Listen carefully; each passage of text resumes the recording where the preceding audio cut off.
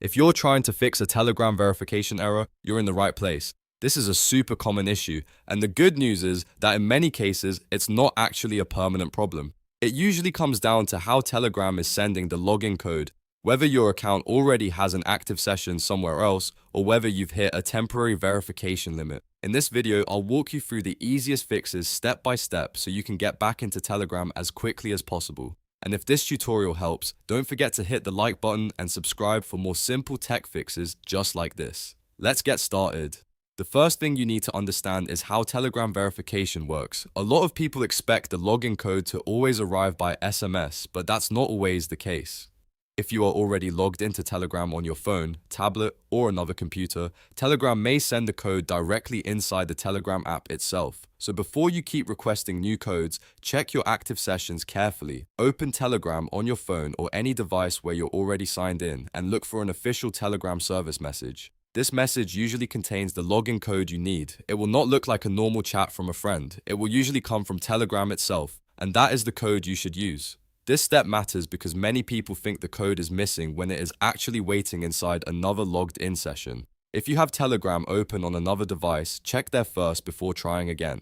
Once you find the message, enter the code exactly as shown. If the code works, great. You've already solved the issue without needing any extra troubleshooting. Now, if you do not see the code inside an active Telegram session, the next thing to try is the web client. Sometimes the desktop app may throw verification errors, but the browser version can still work properly. Open your browser and go to the Telegram web app. Then try signing in there instead of the desktop application. The reason this helps is because browser-based login can sometimes bypass the specific problem affecting the app on your computer. It gives you another way to access your account and confirm whether the issue is with Telegram itself or just the app you are using. When you open the web client, follow the same login process and wait for the verification code. If you already have another session active, check that session again for the code message. If the code arrives and the web client works, you can use that access to manage your account, log out of problem devices, or update your settings. This is one of the simplest ways to isolate the issue and move forward.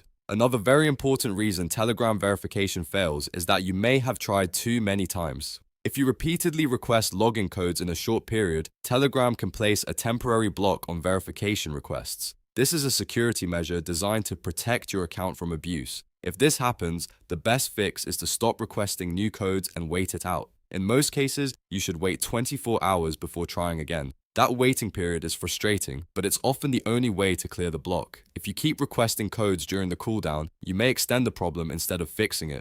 So once you suspect you've hit the limit, stop refreshing, stop requesting new codes, and give it a full day. After 24 hours, try signing in again from either the Telegram app, the web client, or the device where you already have an active session. To recap the process, first, check whether Telegram already sent the verification code to an active session inside the app.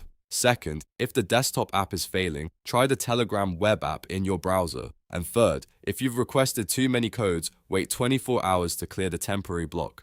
Following these steps solves the majority of Telegram verification errors without needing anything advanced. If this video helped you fix the issue, make sure to like the video and subscribe for more quick tutorials and troubleshooting guides. And if you're still having problems after trying these steps, leave a comment and I'll help you figure it out. Thanks for watching, and I'll see you in the next one.